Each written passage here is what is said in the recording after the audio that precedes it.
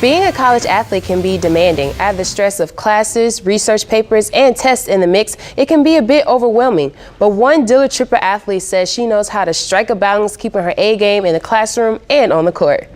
I live for competition. It makes my life complete. Keelandra Taylor is a Dillard University triple sport athlete who participates in volleyball, basketball, and track.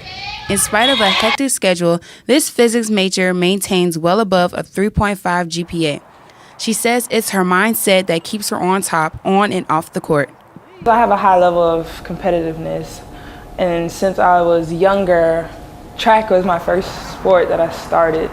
I was a thrower, and then as I began middle school, I started opening up my interest in other things, and that's when I started volleyball.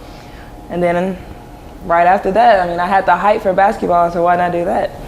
History shows that Dillard University is known for its athletes succeeding academically while maintaining high grade point averages throughout the whole Gulf Coast Atlantic Conference. The Lady Blue Devils basketball team was number 21 in the top 25 Women's Basketball College Association academic honor roll for the 2013 to 2014 season. Taylor was included in that number. She's definitely set a model of what it means to be a true scholar athlete. She's been able to manage her time. Having two sports that overlap like volleyball and basketball, that's got to be tough. But I think that she has done a good job of being able to manage her time, and that's something that she could share with other student athletes who may want to consider going that route of being a double sport athlete and want to still maintain their academic piece. Taylor finished the spring of 2014 with a 4.0. She also placed third in throwing the disc at the Track and Field Gulf Coast Athletic Conference track meet. Dillard alum Emory Nash ran track while he was a student. He says he never thought he'd be coaching track at his alma mater, let alone training for the Olympics. But he tells WDUT reporter Tyrone Fisher that his future looks bright.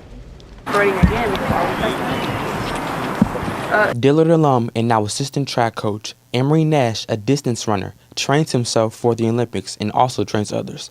He explains that within the next 3 years, he wants to shave off 4 seconds off of his time, which is 1 minute and 53 seconds in the 800 meter, to be competition for the Summer Olympics. Preparing for the Olympics, it's a long-term goal, so it's going to be a little tedious process, but it's a goal that I set for myself over the next 3 years. Every day practicing twice a day. It takes a lot of commitment as far as distance, lifting weights, weight regimen, diet, and everything. Training for the Olympics requires tons of hard work, dedication, and stamina. Emory Nash focuses on improving his time for better chances of going to the Olympics and being competition for the other runners. However, Lorenzo trains under Emory, and Emory inspires and influences him to go to the Olympics. Nash, a Fort Worth native, was selected as the GCAC's best male track athlete for 4 weeks straight in 2014. His specialty is the men's 800 meters. Dillard freshman and distance runner Lorenzo Gordon says he hopes to follow in Nash's footsteps. Yeah, Emory, he been guiding me a lot. He been helping me do stuff I ain't never done before, pushing me to my limit.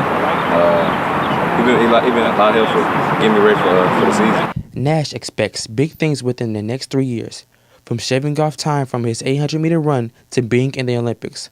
Also, Gordon envisions himself running right next to Nash in what some consider to be the most prestigious sporting event in the world.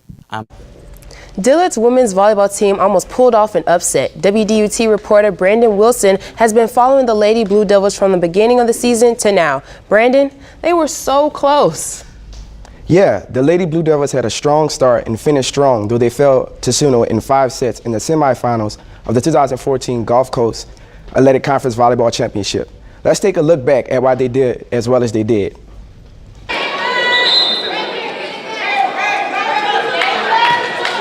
The Dillard University Lady Blue Devils volleyball team, now 1-0, kick off their home season game at the battlefield against Edward Waters College. I went out and I did a lot of recruiting. It was going to be tough to replace a Carolyn Baker. Carolyn was a Louisiana newcomer of the year, but I went out and I recruited 5 freshmen who I believe can carry that load. The Lady Blue Devils finished with a season record of 11-7 last year, with returning players Astasia Williams and Mercedes Chavez in the lineup.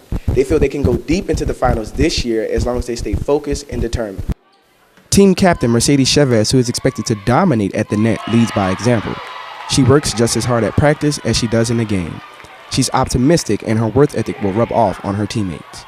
Every single day, whether it's a game or a practice, I try to build their level of confidence, make sure they don't stay down, let everyone know that anybody can be a leader on the team. I also like to leave the past in the past. For example, if we have a game and we didn't do too well, I let that go. You know, it's a new day. Every day is a new start. Last year, the Lady Blue Devils had a short season with only 18 games and finishing 11-7. This year, they face 23 tough teams and have very high expectations to start off strong and remain undefeated. Well, we know that didn't happen. With the loss to Suno, Dillard finished the season 13-12. They were only 2 points away from the championship game. The last time Dillard defeated Suno in volleyball was November 10th of 2011.